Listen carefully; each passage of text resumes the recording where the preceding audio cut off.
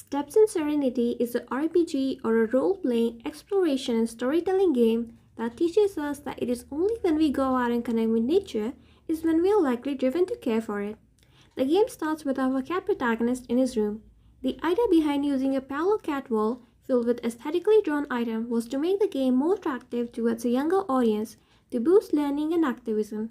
As the player sets outside to explore the town, he is met with the very situation where he has to choose between options such as choosing to help, learn and participate, or to ignore the wrongdoing in society. His health will increase or decrease based on the choices made. The player actively reduces pollution and saves energy by switching off street lights during the day. Upon meeting with the neighbor, we are also introduced to composting and the material used to prepare the compost. Going through the door, the player can visit the neighbor's green roof full of greenery and solar panels. If the player chooses to advise the neighbor to switch to chemical fertilizer, he is taught about how they eventually end up in the ocean and harm aquatic life. The player observes that cars are polluting the town. Then we are introduced to how catalytic converters are honeycomb structural devices of platinum that can turn car exhaust into harmless gases, and this generates a quest to fit these into the town cars to stop exhaust pollution. We also see bike lanes that call for sustainable transport options that saves time away from traffic and saves money on petrol and gas. Next, we are introduced to sustainable fishing practices such as selective fishing.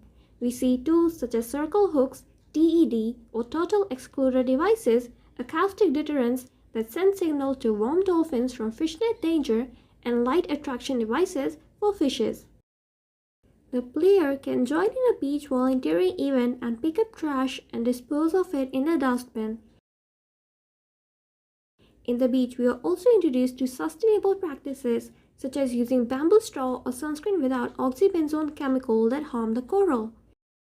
Upon learning that the sea is protected under a no-cat zone, the player can confront the fishers and help prevent fishing in protected areas. Then we are introduced to how not only human but the environment too is showing resilience. The Reef Gallery showcases how corals are adapting. For example, how some coral use symbiotic algae to tolerate heat and some undergo genetic development. Lastly, the player can learn how mangroves prevent coastal erosion and absorb and store carbon dioxide, often referred to as blue carbon. This interactive storytelling experience is designed to encourage people to connect with nature, showing how our player, by coming out of his room, could participate and bring changes even with small efforts. Thank you.